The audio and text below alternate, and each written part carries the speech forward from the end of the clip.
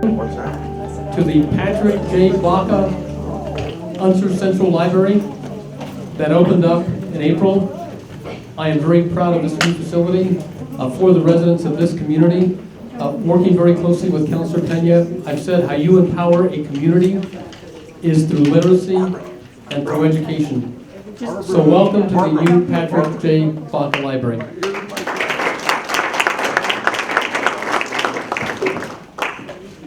And today is an historical day in the city of Albuquerque. Today we have Dr. Ginger and his team, who was appointed by the Department of Justice and the U.S. Attorney's Office. And this work has been going on for some time now. And I want to personally say thank you to U.S. Attorney Damon Martinez for his work in reaching out to the community at different meetings through the community, working with the Albuquerque Police Department, meeting with the police unions. It's been a long process, U.S. Attorney Martinez, and I want to thank you for your work. This work has seemed like it's been going on for some time now, but we have made a lot of progress in the last few years. And with the federal monitor and his team in place, I think a lot more work will be done within the next 4 years. But at this time, I would like to welcome up, and I'm going to ask each and every one of you to please show respect for each one of these speakers. I'm not at a city council meeting tonight, so I will not ask you to be removed from the meeting. But again, we're here together trying to get these problems resolved. And at this time, it is my honor to introduce to you U.S. Attorney Damon Martinez.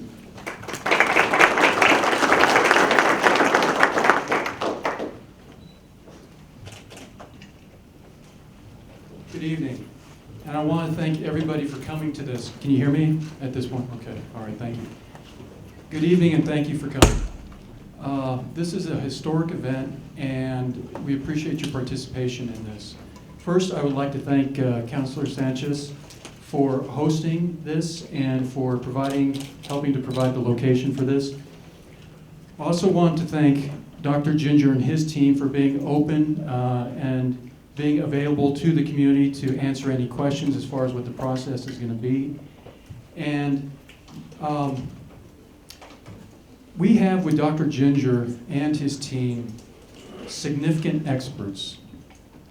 And the expertise that you're going to hear about tonight, or that you already know about, is really going to help us get through the settlement agreement and get us to the end of it.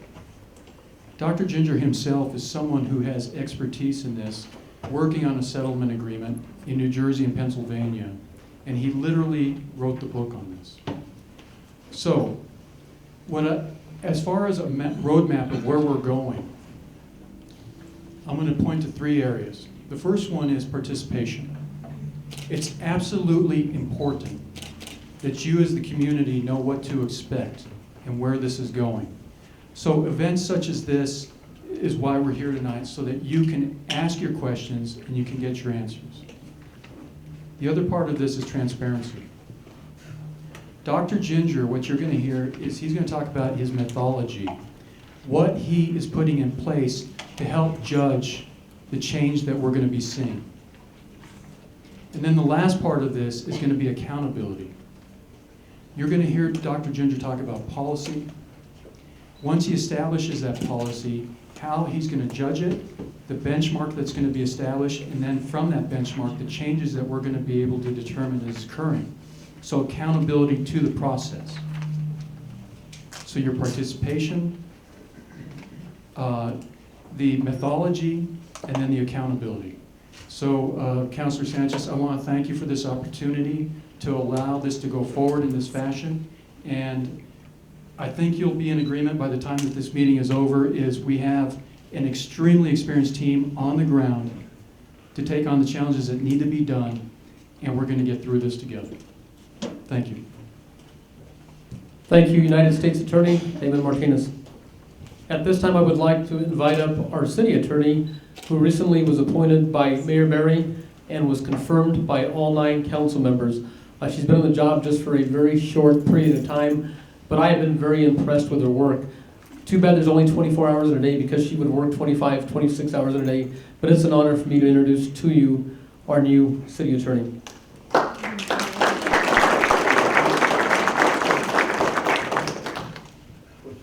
Thank you, Councilor Sanchez.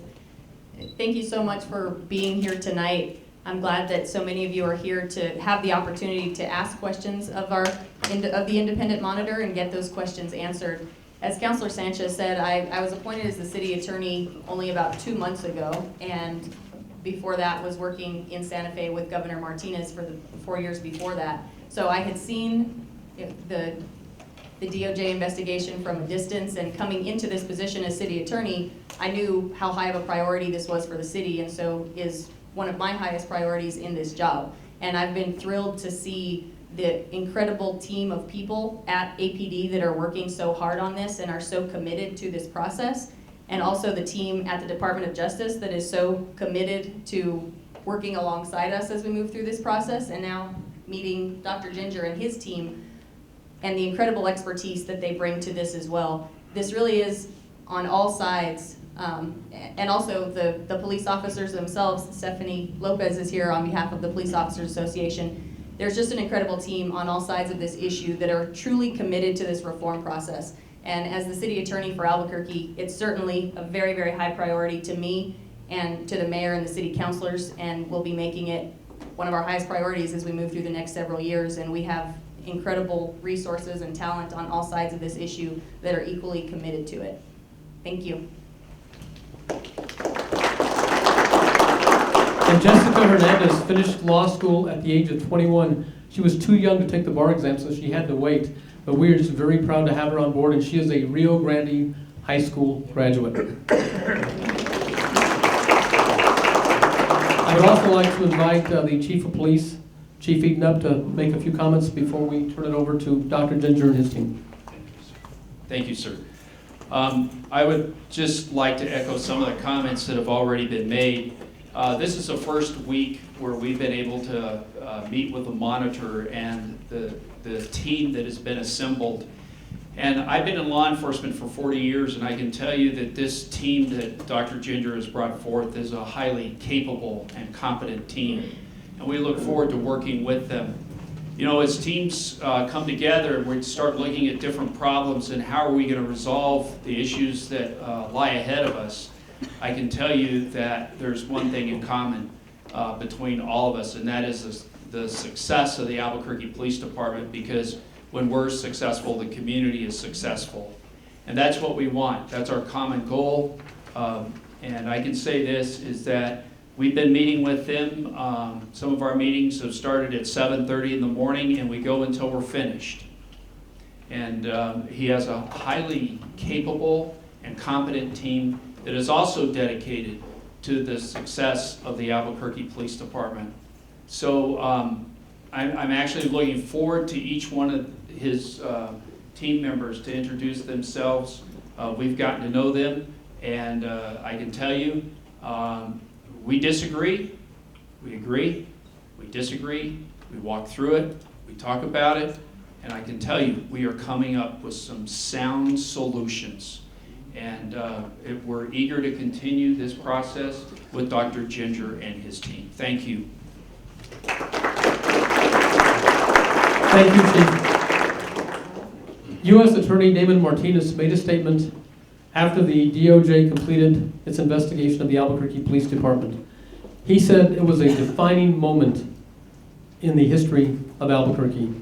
And I think every word that U.S. Attorney Martinez said was true, because it truly is a defining moment as we begin the healing process of the Albuquerque Police Department in working with the men and women that work for the Albuquerque Police Department, because I know many of the officers, and they do a wonderful job in serving the people of Albuquerque.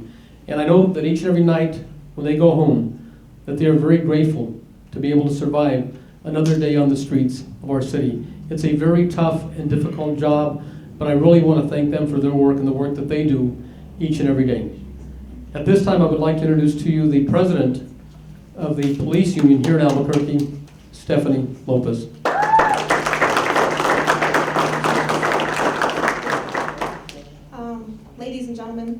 Ladies and gentlemen, I just want to say today I'm honored to stand here before you today as the president of the Albuquerque Police Officers Association.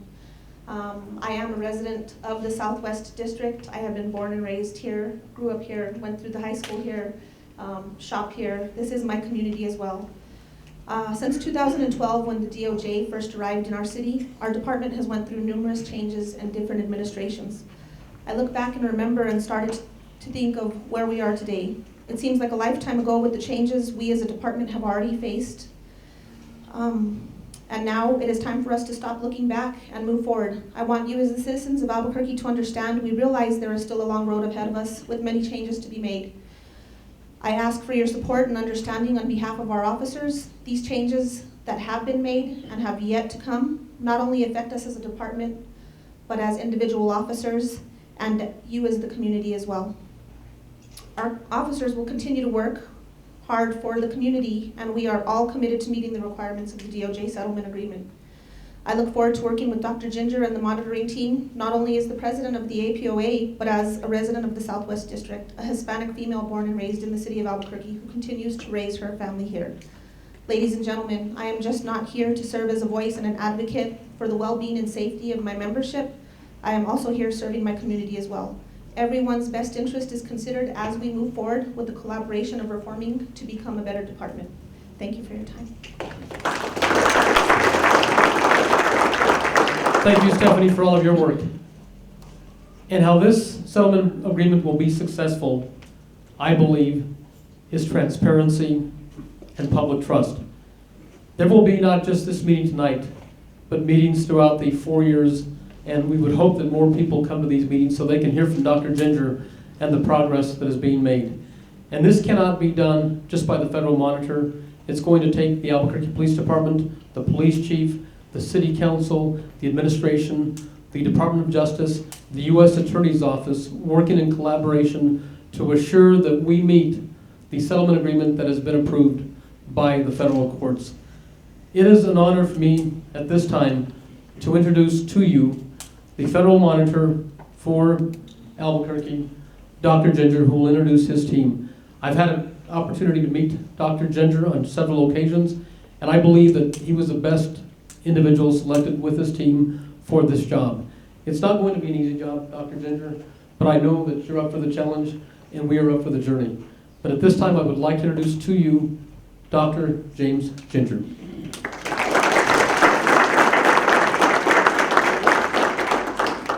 Thank you and good evening. Can everybody hear me okay? Great.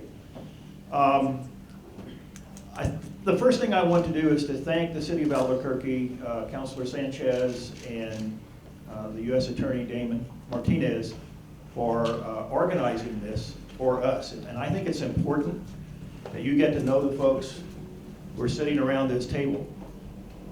When I first heard about the opportunity to work in Albuquerque, the first thing I did was start searching for the very best, most talented people I could find, and they're represented right here tonight. And I think rather than me boring you to death with what it is we plan to do and how we plan to do it, it's important for you to meet these folks. So I'm going to ask each of them to spend no more than 35 minutes introducing themselves to you. We did pack dinner, right? Seriously, it'll only be about 30 seconds. It'll just seem like 35 minutes. First, Bert Price. Good evening, everyone. I want to thank you for coming out tonight to show your interest, your concern, and your support. I'm sorry, can you hear me now? For the Albuquerque Police Department. My name is Bert Pryke. I'm a retired police commander from the city of Pittsburgh. I did 26 years with the city of Pittsburgh. The last part of that career, the last 4 or 5 years, was as the implementation manager, the project manager for the consent decree that Pittsburgh had. It was the first successful consent decree project in the United States, the largest police management project ever. And we got through it, and we're the first police department to be exited from a consent decree. So it was a lot of work, but Dr. Ginger led us through it. He's going to do that here, and along with his team, I don't see any problem, especially with the support that we've had from the Albuquerque Police Department. Thank you. Good evening. I'm Steve Rickman, and I started as a community organizer from Washington, D.C. I was also a criminal justice research director, a public safety coordinator, and I eventually ended up at the Department of Justice, where I managed a program called Weed and Seed, and I was happy to run into some old weeders and seeders here who remember the program here in Albuquerque. I eventually retired from the federal government, and for the last 9 years I've been involved in promoting police reforms in Las Vegas, Fayetteville, Minneapolis, Gary, and other places. And it's more than a vocation with me, it's a passion.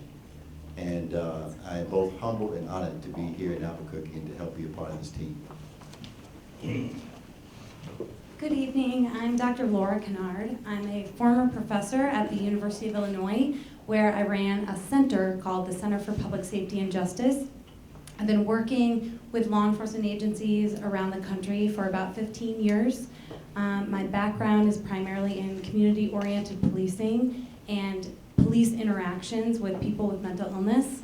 I've done a fair amount of research in the realm of law enforcement, and I'm really honored to be part of this team and happy to be in Albuquerque.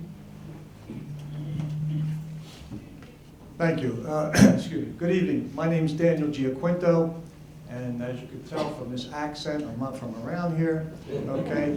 But I was born and raised in Trenton, New Jersey, and I'm still living in my home county, so I think I understand your community pride and why you're here. And I salute you for that, and thank you for coming. I am an attorney at law, licensed in New Jersey, Pennsylvania, and New York. Private practice. What does that have to do with monitoring? Nothing, okay? But before that, I was involved in the monitoring business. I was an assistant attorney general, director of the Office of State Police Affairs in New Jersey, where I was the liaison to the Department of Justice and the independent monitoring team on behalf of the Attorney General. Myself, along with the superintendent of the state police, we were tasked with leading the efforts of compliance with the consent decree in New Jersey. I've also been a municipal court judge and a county DA, where I was an advocate of community policing and community prosecution. I do not have a policing background, but I did have a career in the reserves, retired as an Army colonel for the New Jersey Army National Guard. So I think I understand a little bit about the pride that these officers take in their uniform. I'm honored and privileged to be here. Most of all, as an attorney, I have a deep respect for the rule of law, and with all of that, I'm honored to serve you. Thank you. Thank you, Dan.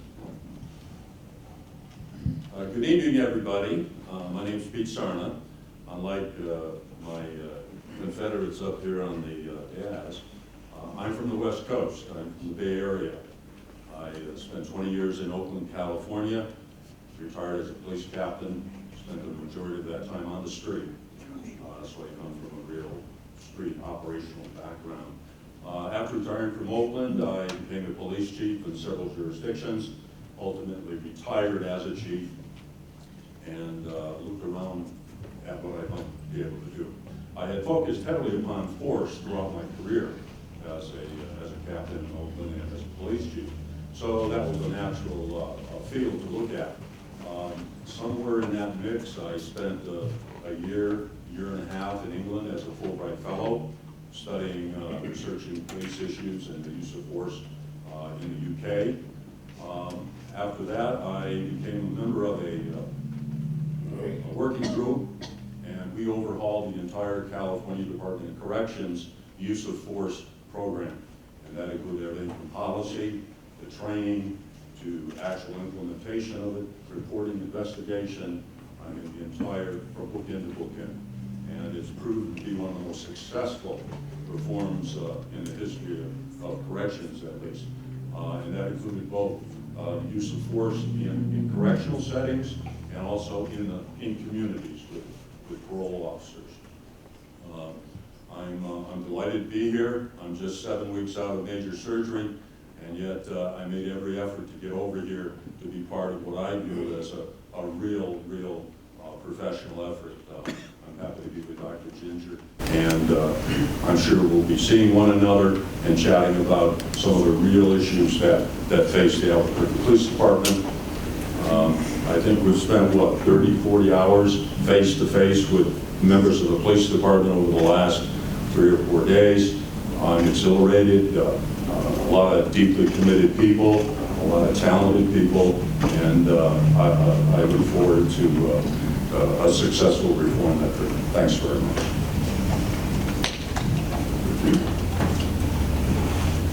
My name is Patrick Albert. I'm a deputy monitor.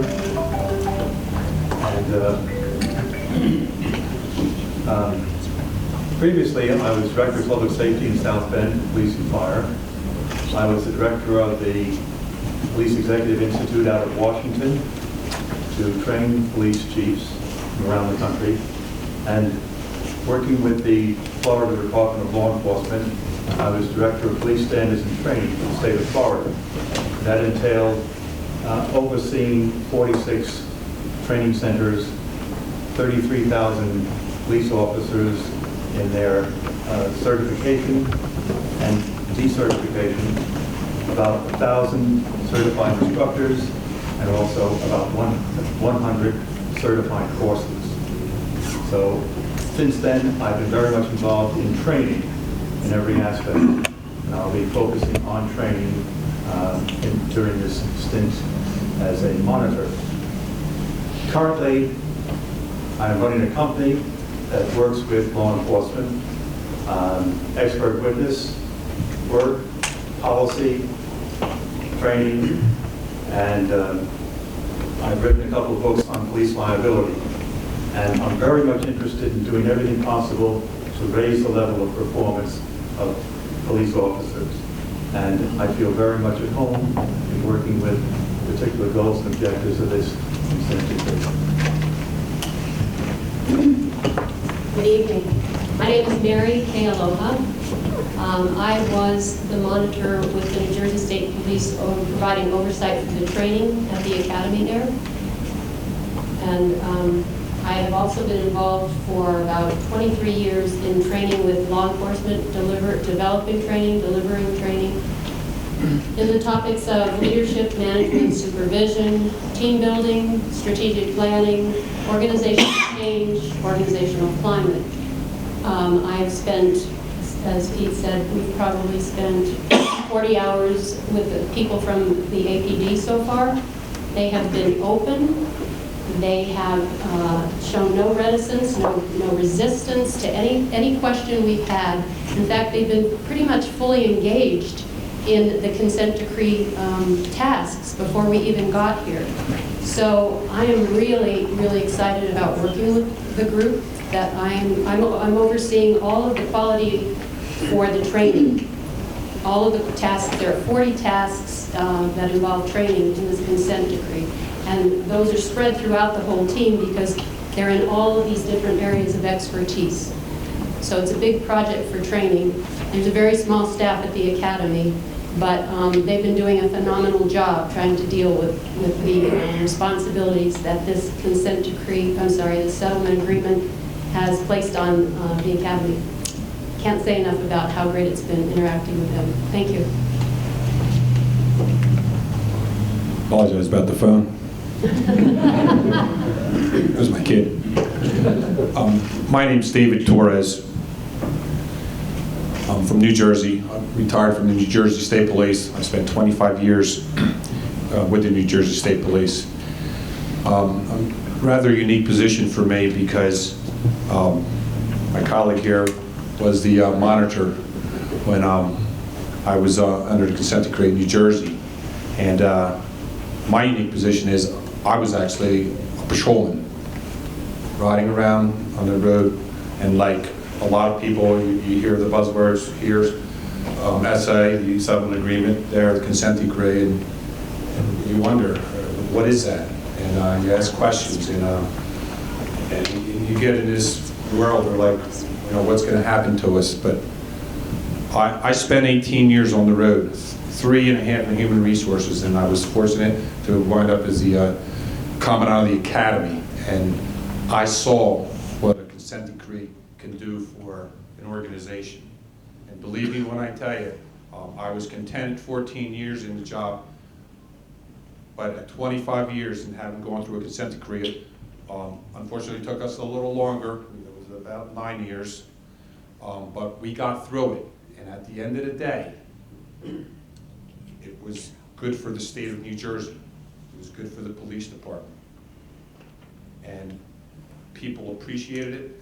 It was a lot of hard work, but we maintained that high level of integrity as a police department, and that's what we're striving for here.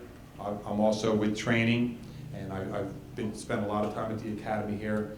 Great people. The chief has been great to us.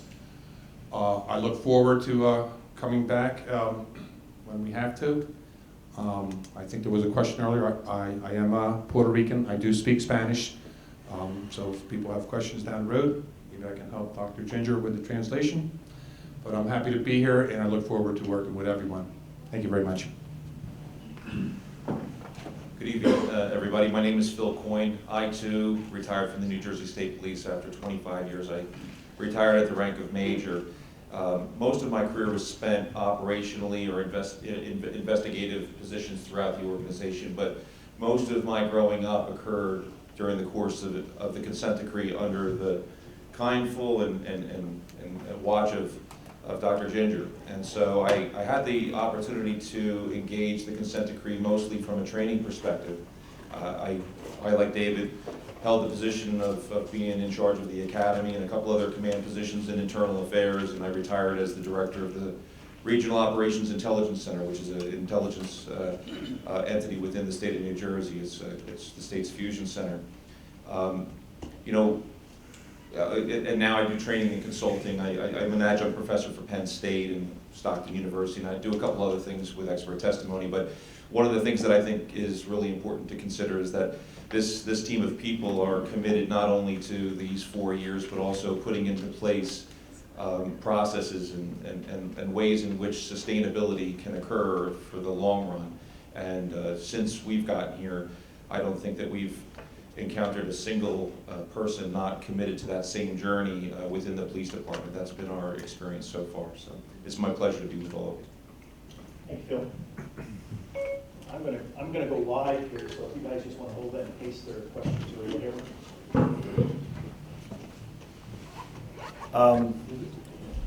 I think once you hear who we have here to serve on this monitoring team, you get an understanding of how deeply I searched to find folks that could serve the needs of the citizens of Albuquerque. It was a search for talent and for understanding and experience. And for the first time, I think, and Justice can correct me if I'm wrong, which they frequently do, which is okay, it's part of the process and it's good.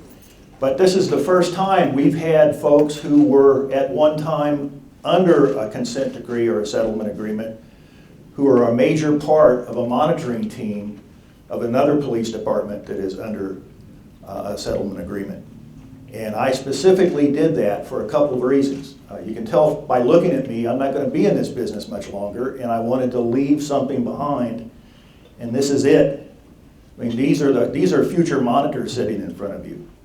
And I think that's important. It's one of my key burning issues. But beyond that, I wanted the best people I could find to service the citizens of Albuquerque, and these are they, as they say.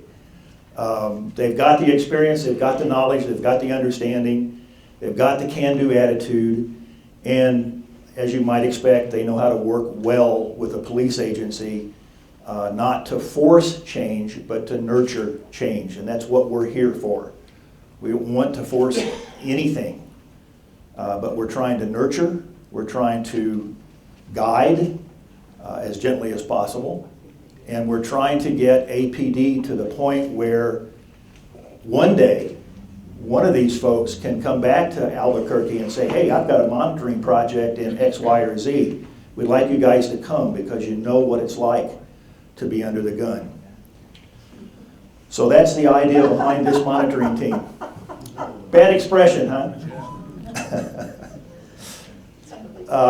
In any event, I'm not here to make speeches, I'm here to answer questions, and I'm sure you have plenty, but I wanted you to see who the team was, and I wanted you to know why we're here. And that we are very serious about our work. So, I have a question. sure. Nice to meet you, Dr. Ginger. My name is Michael Gonzalez. I'm a resident of this area as well, and also a retired police commander from the Albuquerque Police Department. You have a great team here. They have a great background. My question to you is, why couldn't you select at least one person? I know we have one west of the Mississippi from Oakland, but no one else, everyone else is from the East Coast. Mm-hmm. Why couldn't you select somebody that's from the community to sit on your board? I'm sure out of the couple of million people that live in the state of New Mexico, there's at least one professor or prior commander that could sit on your board with insight to help this team understand the needs of our community. It's great that these other states have gone through this process, but we need somebody on the board that is local and knows the issues and the situation in our unique state. So I wish you would have picked somebody from Albuquerque or from the state of New Mexico to sit on your board. Good question, and a fair question. And I will tell you that the first thing that went through my mind when I started this process was to search as diligently as I could to find folks that could address this with an understanding of where we've been and how we got where we are. And it dawned on me immediately that there was nobody I knew in Albuquerque. I'm not saying there's not anyone here. There's no one that I knew in Albuquerque. We were under a highly accelerated deadline to get this proposal into the city. I think the whole thing, took 3 weeks, 4 weeks max. So it wasn't that I could come to Albuquerque and start asking around, who do you know, who do you know, who do you know? It's a little difficult to do in that time period. Most of that time period was spent writing, contacting folks, finding out how much per day they charge and those sorts of things. Not the easiest thing to do on a 4-week turnaround, to write a 30 or 40-page document that is responsive to the city's request, as well as take a week off to come out and try to find somebody in Albuquerque. Now, we have committed to do that. I've already made 2 trips to the University of New Mexico to find folks that we can use from the community to work with us on this project. So it's a little after the fact, they're not on board yet, but we are working on it. So I haven't ignored that issue. And I hope you understand that with 4 weeks to put a team like this together and write the 40 pages that was necessary to get eventually to the top of the list of the folks that selected the team, or the teams, there's a very, very, very small amount of time. It's highly accelerated, and it's the fastest process that I've ever seen in all my years of experience. Usually that's a 3 or 4 or 5 month project. May I ask who you contacted at UNM? Which departments? I contacted the sociology department, spoke with Dr. Wood. I contacted the law school and spoke with now Dean Mathewson. And we had in-depth conversations at both places. Yes, ma'am. So, we're out here doing research and, checking out the budget and all that kind of stuff. And a lot of us here in our community are concerned about whether or not we're really going to get where we need to go with the money we're paying. $4.5 million, 4 years, 10 people, 40 hours a week. No, that's not going to work. 14 hours a week, $150 a piece if everybody is getting paid the same, which maybe you women need to check out. I don't know. But we're here saying we want to know if we're going to get something out of this. Our mayor has not yet committed to, we have a problem here. Everybody has a problem. These are all future monitors. It's a growth industry. Wow, come on. Good paying jobs. All over the country we're having these same problems. Ours is a little worse than some other places, according to all the data we know. So we're a little skeptical out here. It's understandable. It doesn't surprise me, and if I were you, I'd be a little skeptical too. I will say in response to that I'm reliably informed that we were low bid on this project. Everybody else who submitted a proposal was going to cost you more.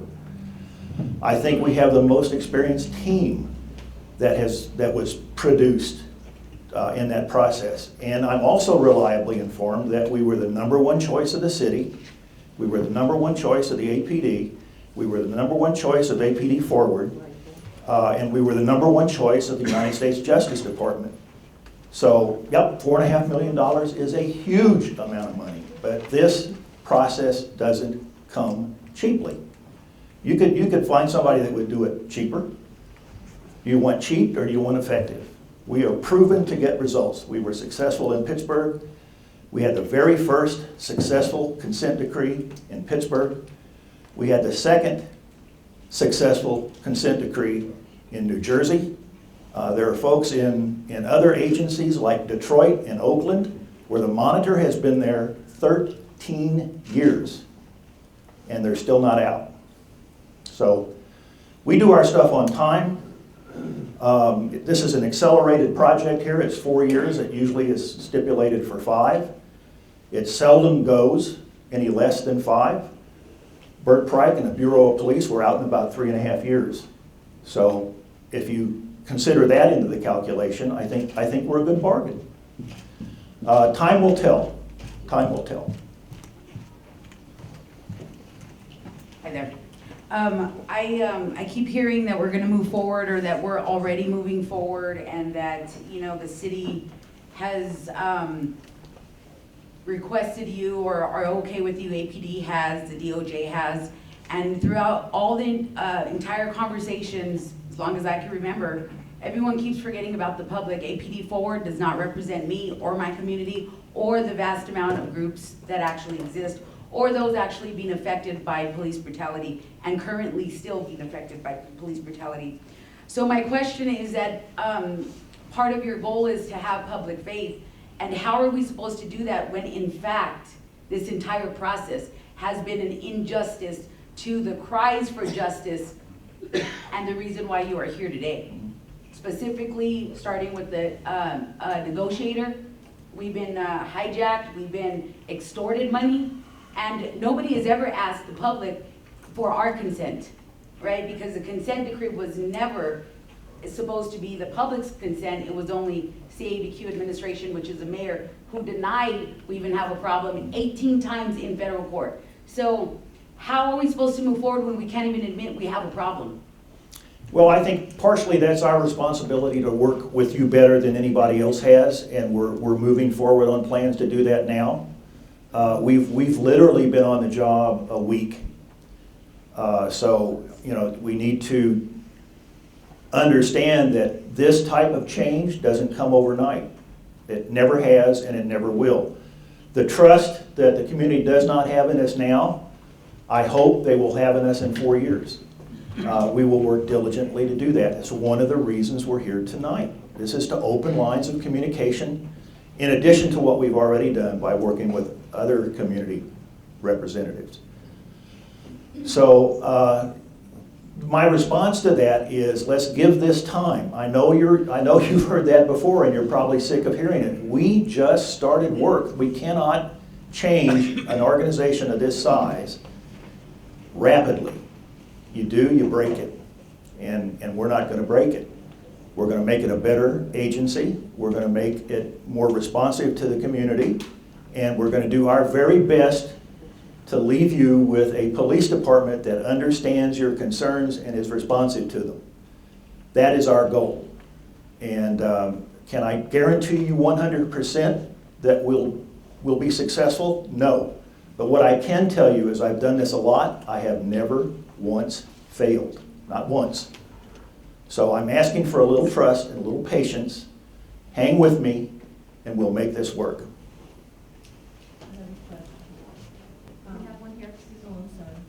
I would like to say, first of all, I was born and raised in Albuquerque.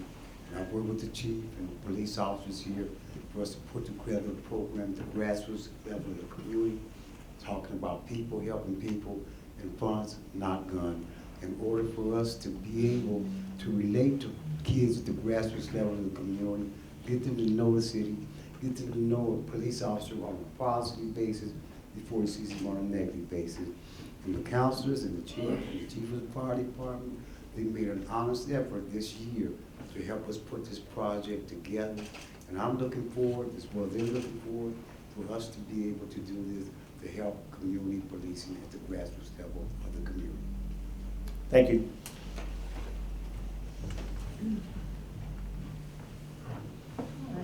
I wondered if you could explain the process and what we can expect of you in terms of your communication with the community. And we don't need to go into all the technical stuff about what you're doing in the department, but I want to know how I, as a citizen of the West Side, for instance, will be able to understand what you are doing, what some of the results are, and how we can get involved. Great question. I'm going to turn part of that over to Stephen Rickman, who's our community outreach specialist. But first, let me say that we've already started the process. I met yesterday with representatives of community groups. It was, I think, to put it mildly, a contentious meeting. I understand there's a lot of stress, there's a lot of pain, there's a lot of uncertainty, there's a lot of want, a lot of desire for a better set of relations between the APD and the community it serves. I understand that. It's one of the reasons Stephen Rickman is here, to help APD build systems to reach out to the communities that it serves and find out what it is they need and be responsive to those. So that's the APD part. The other piece is how this team opens up to and hears from the members of the community and the various interest groups that are here. I've met with representatives of community groups 3 times now.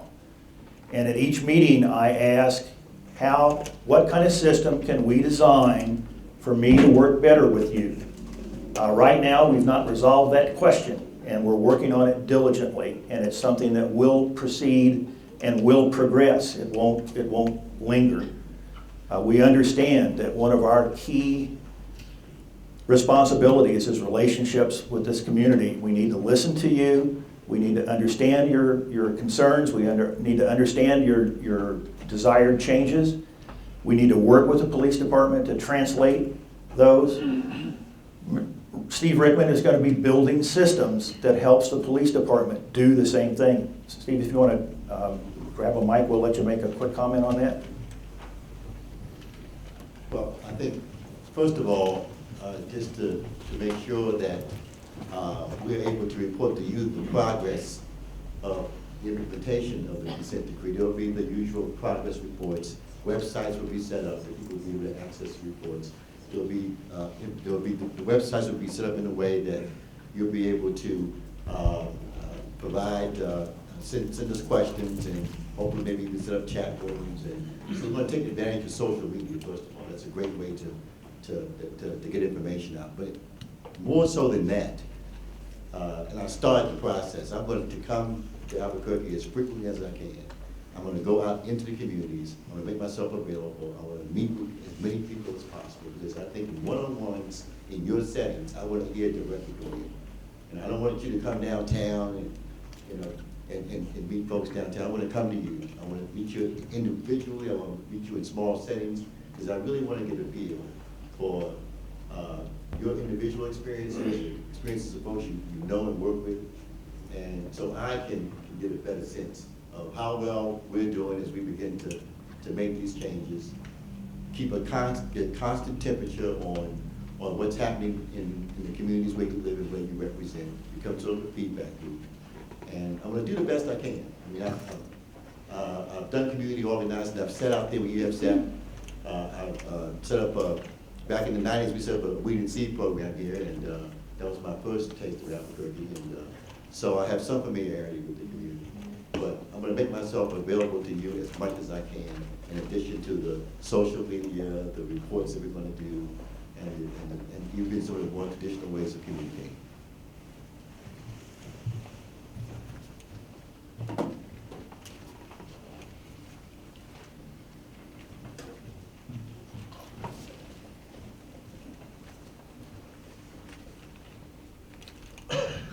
would just like to ask what your definition of a successful consent decree is. Good question. And the reason I ask this is because I know in my mind what I would consider to be successful. And it would be things like stop using SWAT to serve arrest warrants, stop having military weapons in our neighborhoods, stop cops from beating up homeless men and making them say, "You're the man, you're the man." And these are it's behavior changes we need to see in order to make this a successful consent decree. So I'd like to hear when you say a successful consent decree, exactly what you mean by that. Great question. And by the way, all of these questions are great questions, and I appreciate you spending the time to be here tonight to ask them. We approach the answer to your question two ways. The first way is the operational way, the data way. We took the settlement agreement, all 297 paragraphs, and reduced each one of those to an operationally defined definition of success. Can we see those? We can make that, we'll put it on our website. That'll be the best way to do it. We'll make it available. Transparent, I think we should be able to see these kinds of And to show you my commitment to the city of Albuquerque, I have steadfastly refused to make that document public because it's proprietary. It's what makes my company what it is. You deserve to know, so we're going to put it on the website. The one thing I would ask you is don't share it with my competition. It's this growth industry, right? Yeah, that we're working with. Secondly, I'll tell you my real definition of success. It happened in Pittsburgh. Bert is my witness. It happened in New Jersey. And that is when it's time for us to leave, the community petitions us not to go. In Pittsburgh, when I was finished, and they had met their, I know it's laughable, met their requirements, and it was announced that they were in compliance and we were going to terminate. The NAACP and the other activist groups filed a motion with the court, the federal court, not to let us go. There was a hearing. I testified in that hearing and testified that they were done and it was time to let us out, that we no longer were needed. The judge decided that was the case and we were dismissed. We worked for the federal judge as we do here. That happened in Pittsburgh. In New Jersey, when it was time to go, the same thing happened. Community groups came out and petitioned the federal court not to let the monitor leave. Why? Because they wanted continued oversight. Because they were concerned that Sure. wasn't reformed. Well, you go read the newspaper articles and make your mind up. Let's do that. Do it that way. What I know is we were such an integral part of the process and had established such good relations with the community, they didn't want us to go. But you go back and you pull up news reports and you make your own mind up.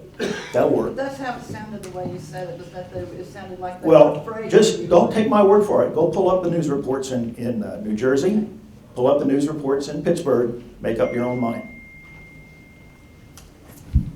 This is quite a fervent plea to you, Mr. Rittman, please.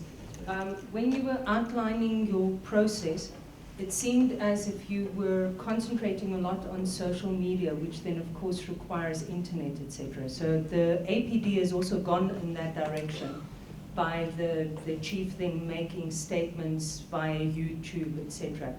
It's not that we're saying that that is a bad idea to make use of that, but I work with a lot of unhoused people, and as someone else, previous speaker, had mentioned, the unhoused people really experience APD firsthand. And if you want to have proper input from the community, from the affected community, you need to make sure that you then also find a way of then making the process available to them. They don't really have easy access to internet. Yeah, I agree. That's why you gotta do it in many ways. And that's why I wanna come out into the community. I wanna go and have face-to-face meetings as often as I can, because you've gotta communicate using all the different tools that you have. But I clearly understand that. A lot of young people today, that's how they communicate. You know, I struggle with it myself.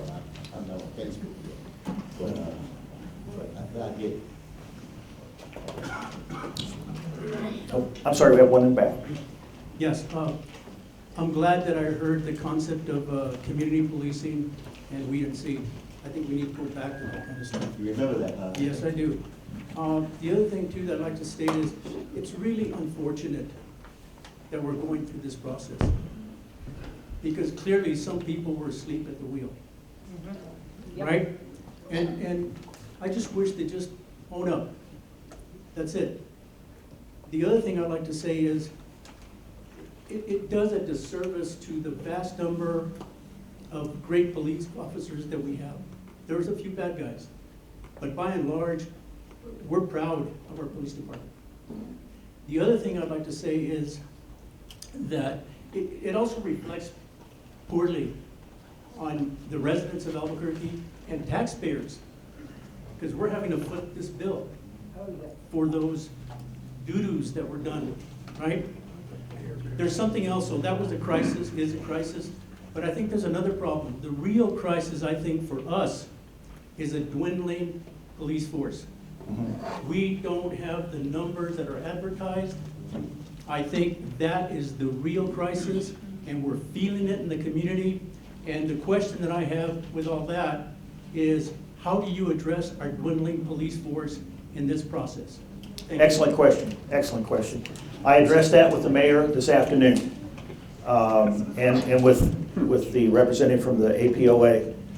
It's a critical issue. You can get to the point where the staffing is so low that all of these things that we need to do to reach out to the community, to bring the community into the decision-making processes, can't be done because we don't have enough police officers to staff the beats, let alone to do the important work of community outreach and so forth.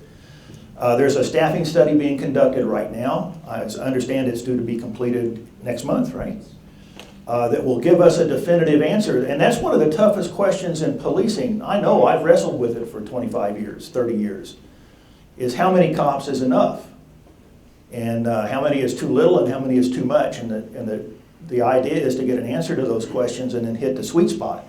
And we obviously don't want more than we need. That gets too expensive.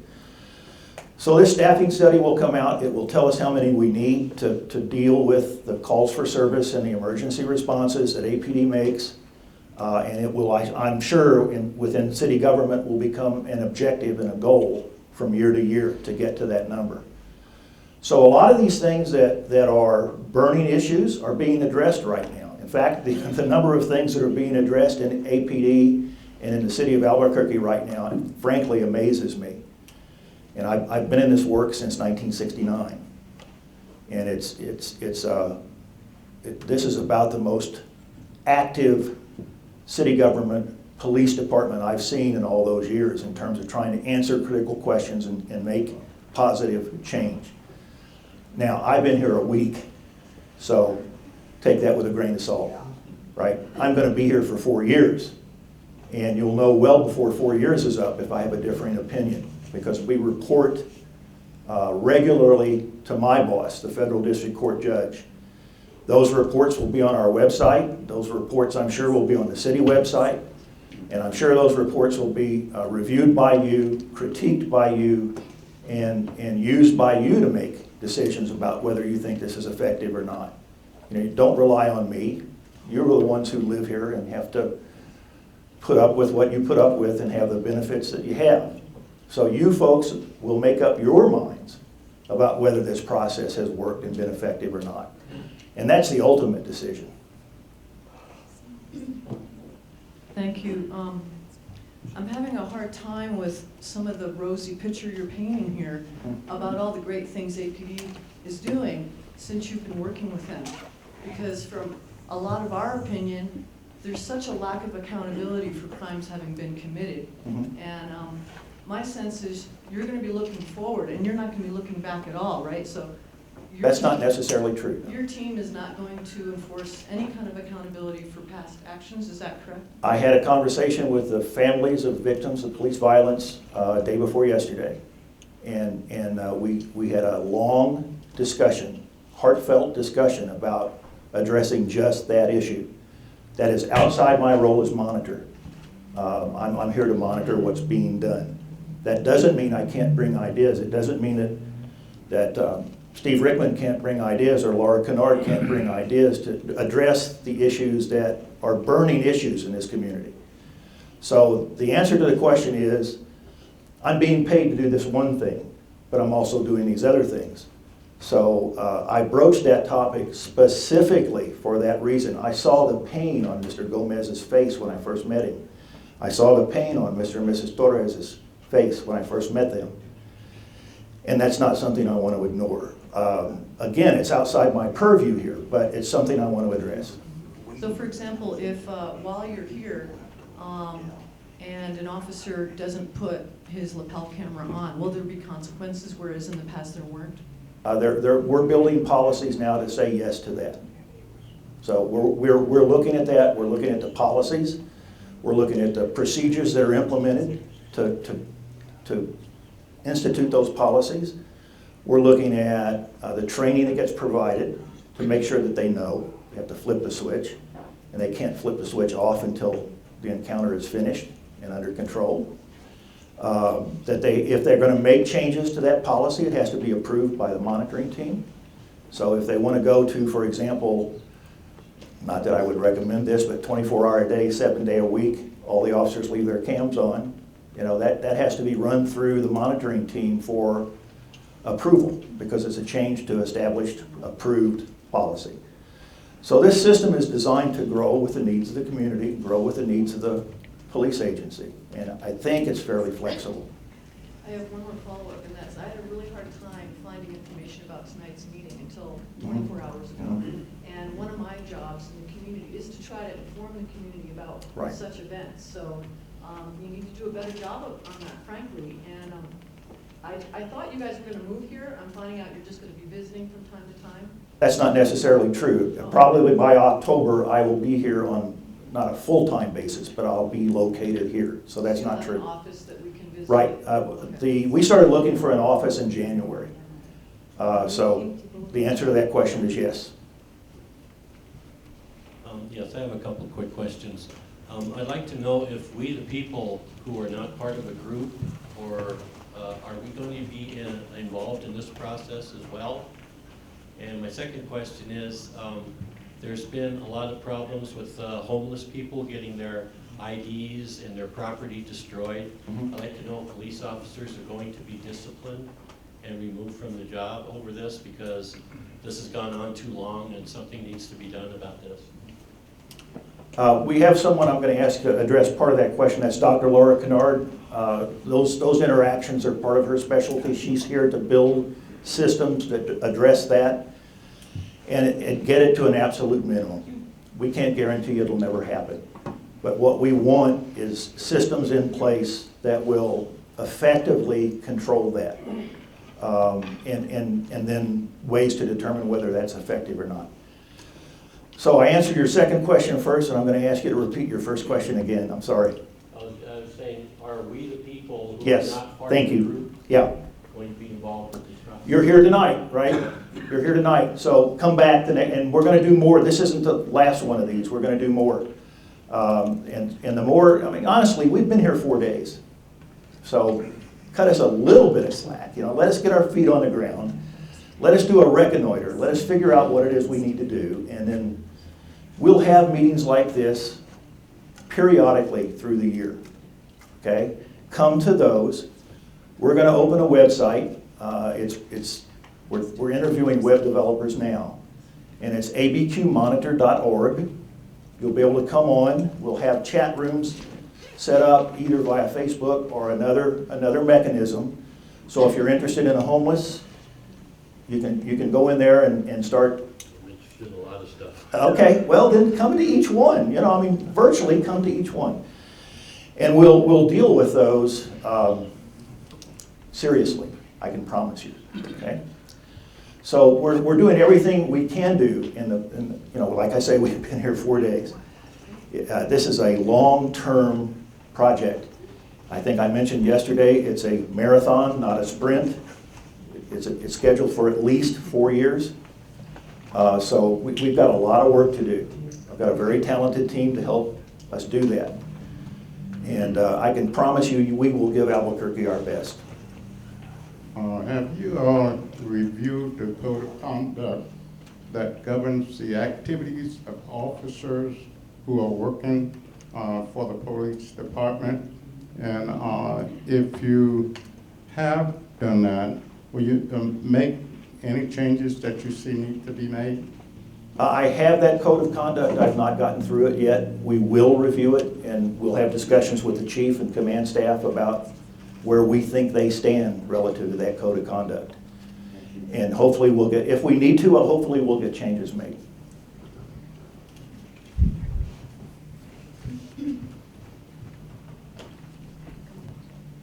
Yes, I'd like to know, like, for example, with the question that Sue had about the lapel cams, how is this process going to interact with the APOA, and how will you negotiate these kinds of things with the police union, who is going to fight you at every step of the way? Well, I mean, Stephanie and I know each other. We're on a first name basis. So are we. Oh, I'm sure. I have to tell you, honestly, folks, this is the first time I've done this a lot, and I've paid a lot of attention to it. It's the first time the police union has had a seat at the table, and that's Authority Judge Brack, my boss, all right? That's not negotiable, and frankly, I don't think it should be, because so far they've turned out to be good partners. We'll see. It's a long, long, long road, right? And I know you're as skeptical as some people ought to be and some people shouldn't be, but let's just wait and see. You know, this whole process is about change. Yeah, but will you be negotiating with the union? No, That's no, my question. no. I do not negotiate. That's the chief and his folks. All right, I'm the independent monitor. I'm here to make sure that those 297 things that were listed in the settlement agreement are effectively achieved by the police department. My role here is very, very detailed and carefully circumscribed. So that's someone else's job. Granted, there are probably some things that need to be done in negotiations. We've already talked about several of those. It's not my job to do that or to negotiate for the city. Sure. Just so you know, I see you guys at City Council all the time, so I do appreciate your interest in the community. Like I said, it's our community as well too. We want to see the transparency. We are not opposed to the transparency. We are not opposed to having our officers wear lapel cameras. We do not want to be the adversary in this. It benefits our officers as the few times that it harms officers. It benefits them more than it harms them. So we are not being adversaries in this process. We want to see the transparency, and we want the reform. We just want it to be a fair and equitable process for our officers. And I know this lady over here had talked about no accountability. Ma'am, there's accountability every day for our officers. It's just not always publicized on TV.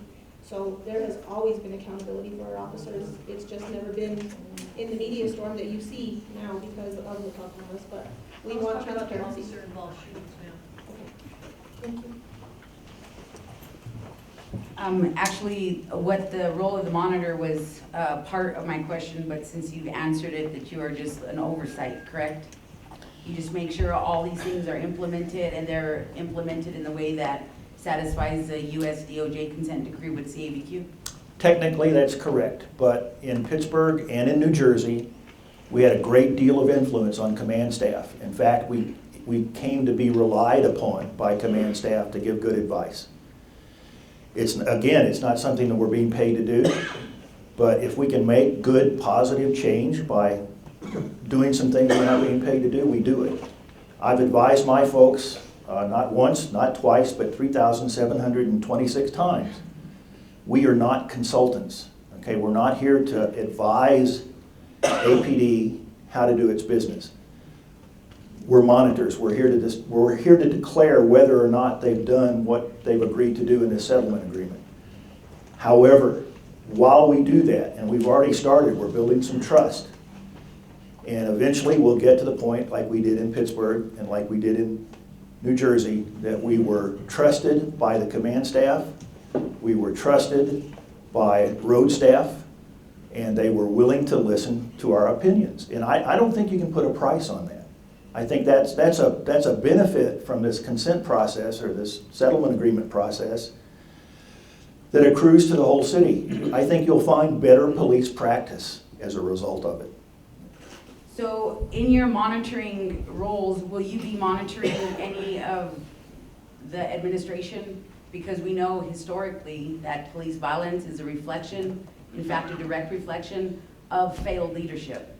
So when we talk about transparency, if we're already have an abundance of roadblocks from our own government, right, from our own board, from our own mayor, who in fact systematically makes it that way, how are we supposed to have true transparency when you yourself would not submit your billing? And I'm not questioning it, I'm just saying if we're talking in the spirit of transparency, I personally don't care because I realize it's 4.2 million and that's just sort of how it is. But for instance, when we got the billings for the negotiator consultant, it's all blacked out. So it has a date and then a black line and then it has a dollar amount and then we have basically to give him more money, or he's not going to show up to city council, but he's here today after he got his check, right? And you said you were only on the job a week, but KOB reported you already got $300,000 payment. So obviously you've been on the job longer than a week. You've just been.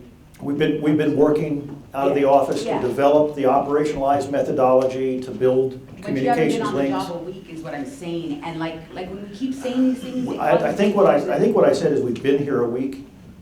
We've been here 4 days, right? You don't make judgments about people, processes, motivations from a distance. You have to be here. And we've been here 4 days. And we cannot solve the Albuquerque Police Department's issues in 4 days. So will you be monitoring any of the administration? The answer to that question is yes, it's required by the decree. Okay.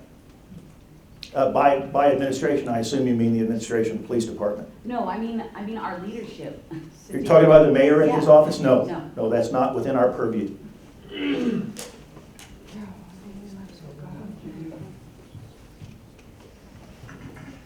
While we're waiting on the next question, I told you I was going to ask Dr. Kennard to address some of the issues that she's here to address. So let's just take a quick pause and let her have a few minutes to talk about her role.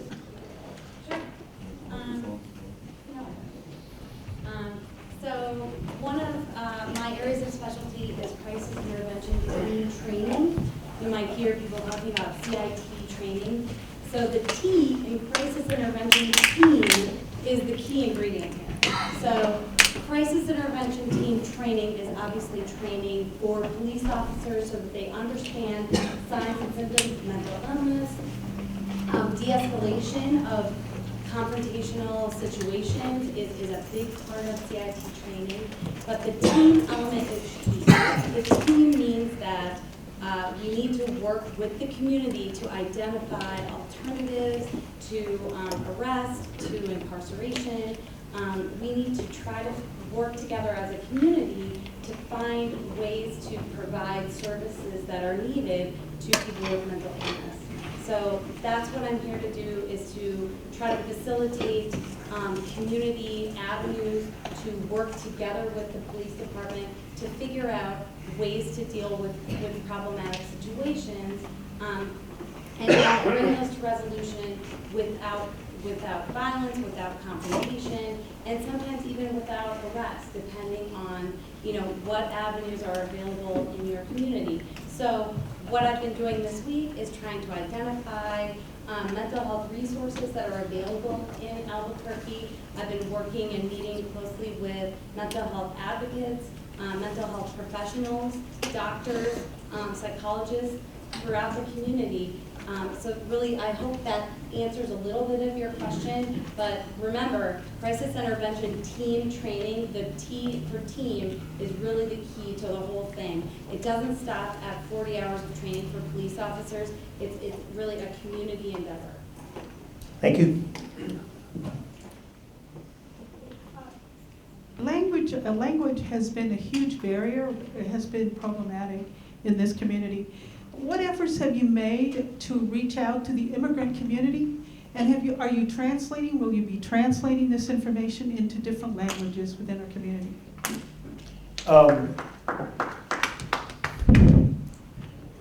We understand that language can pose a barrier, and that's one of the reasons we're out at University of New Mexico and the law school here and the sociology department to bring folks on our team who can staff the office, so if someone walks through and cannot speak English well, there's someone there that can process that. The requirements of the settlement agreement are that complaint forms be in both languages, those sorts of things. We'll enforce that. But we're working on responding to that issue. The trick with that is finding folks who are fluent in both languages, monitoring language, like these folks, and Spanish and whatever else may come to rise. I mean, it's not just 2 languages here in New Mexico. So we're working on that issue. We've not resolved it yet, and we won't resolve it until we can find the right folks to bring into our monitor's office so that they can, if someone walks in with a language barrier, we can deal with it.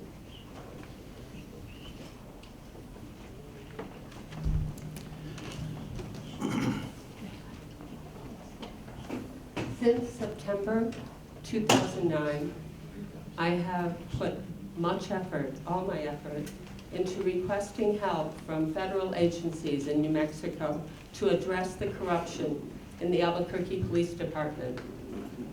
Every single one blew it off. I had a FBI agent in Albuquerque say, yeah, we know they're corrupt.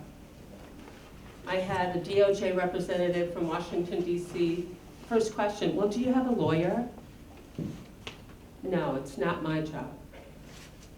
For years, we have begged City Council, Mayor, upper echelon APD. I even spoke with U.S. Attorney Ken Gonzalez, etc. I am very grateful that anything is being addressed. And $4.5 million is cheap. $8 million for a dead body, $6 million for another young man, $500,000, and wait till the Boyd case drops. On December 10th, 46,000 people signed a request that was presented to U.S. Attorney Martinez to prosecute, to do something serious. If you have cancer, you have to cut it out. I'm grateful 200 have left. Excessive force is the result of something. It's not random, doesn't drop out of the sky, it's not a few rogue cops. It is the result of a gangster culture inherent in the community of APD. Unless you address that, and the chain of corruption with Brandenburg and certain judges, this is all window dressing and frosting. And I just needed to have that said outright. I made comments on newspaper articles, etc. Oh, I appreciate your comments and I appreciate your concern, and I will say a couple of things about that, as they say.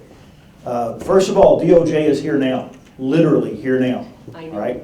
Secondly, we are here now, and our portfolio is to do a large number of the things that you brought up in your question. So things are starting to change. And you're absolutely right about $4.5 million being cheap. And let me just demonstrate that to you for a second if I can. Pittsburgh Bureau of Police was incessantly sued up until the time I got there. Bert, how often were you successfully sued after I left? 0, right? New Jersey State Police had frequent lawsuits before I got there.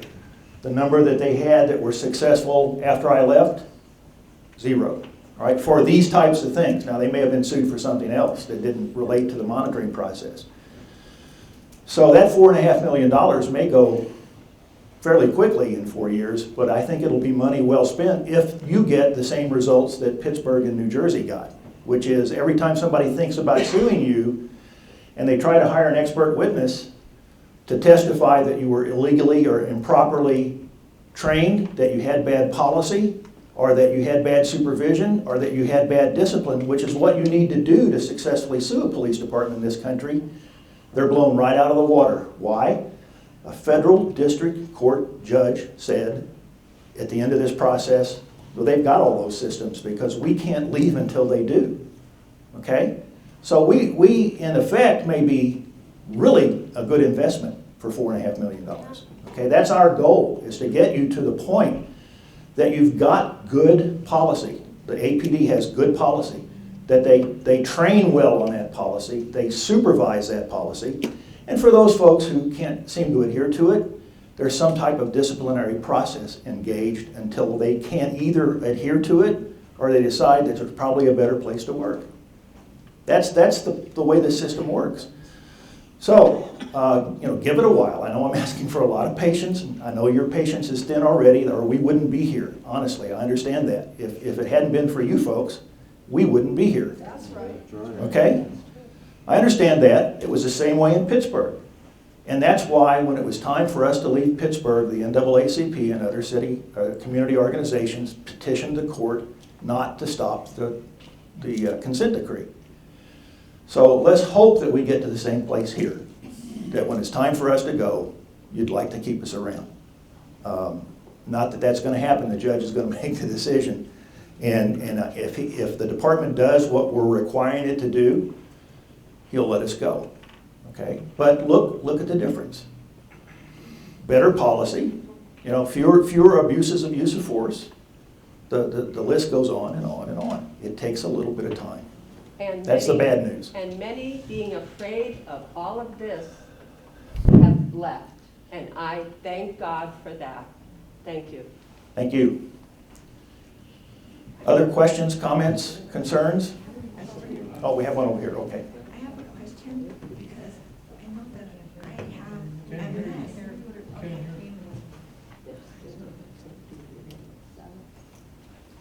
I said, I know that I have MS. I'm 35 years old, and they tell me that I have dementia. It's kind of like a weird thing, like if I'm psycho. It's scary. And of course, I want to do things for people, and I don't know what's going to be happening with that thing. Like the little children, and they're growing up, and I don't know.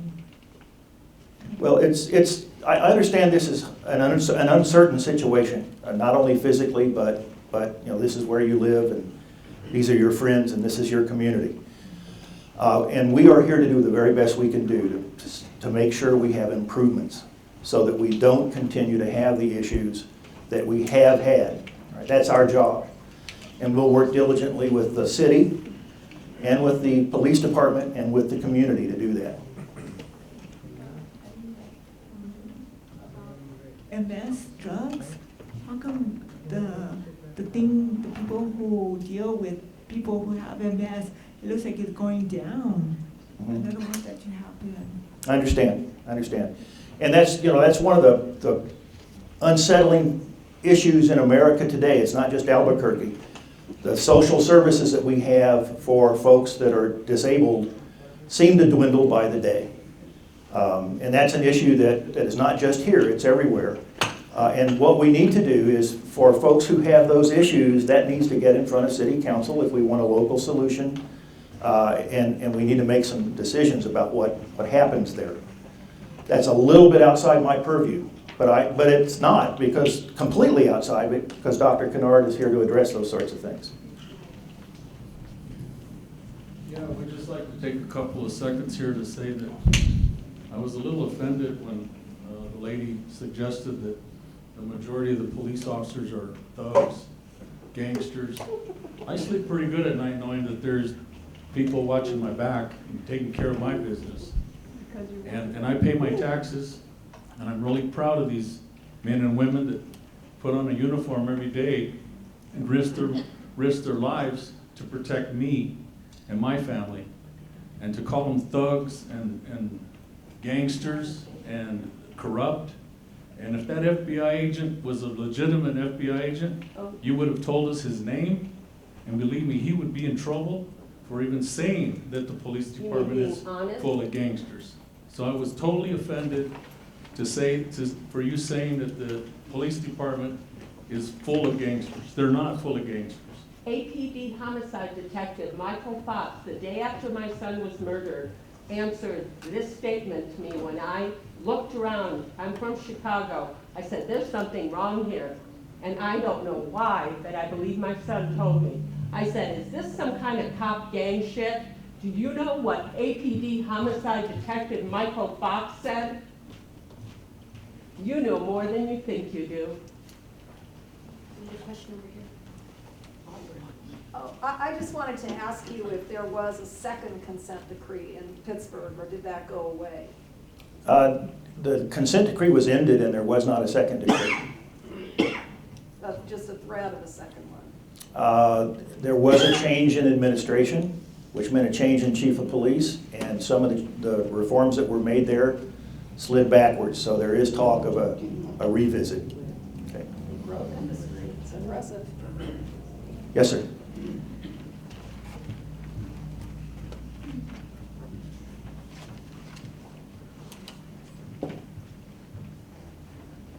Yes, I'm just an anthropologist. I'm not a law enforcement specialist, but I don't think you should separate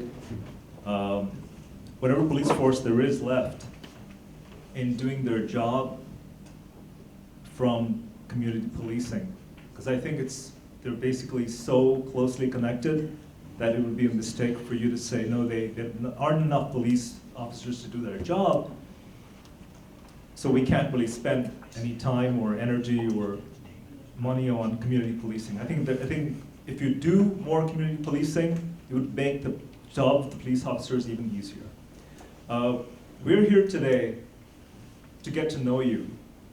I'm not here to judge you or to jump to conclusions, but we do want to know what you're about. This is very important for us because of the 40+ citizens, our neighbors, families, and friends that have been killed.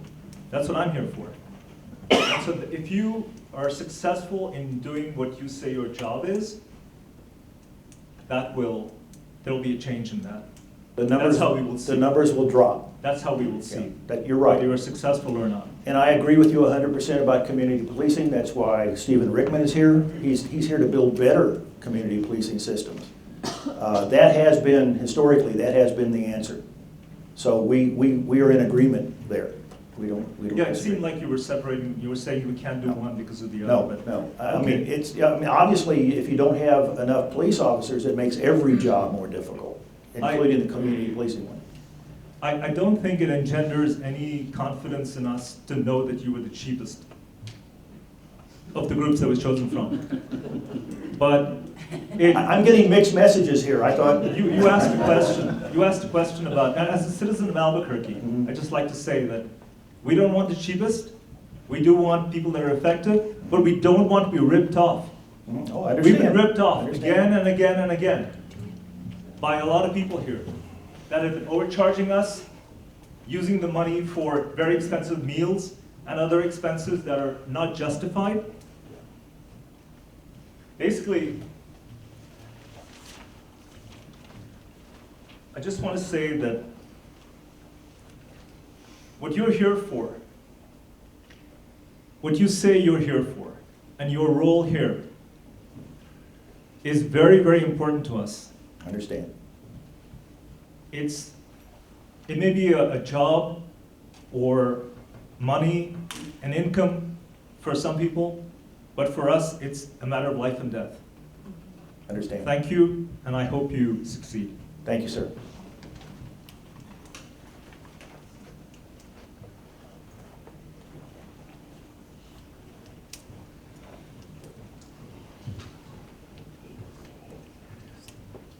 Really well put, Ravi. But I just wanted to respond to this gentleman. I think we all, as a community, need to come together and agree that there's a very serious problem with APD in our community. And that's not, I don't know if you want to use the word thugs or gangs necessarily, but all you have to do is read the findings letter of April 10, 2014. Read that. I doubt you've read it. I've read it, and it's very disturbing. I didn't read it because I've been in Afghanistan fighting for your freedom.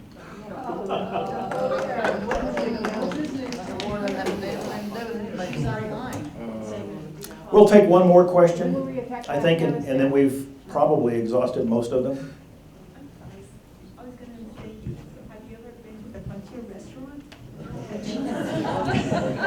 I'm sorry, you've never been where? To the Frontier restaurant and tried the cinnamon rolls? Oh, no, I haven't, not yet, but I've been told that I need to go. As you can tell, I like to eat, right?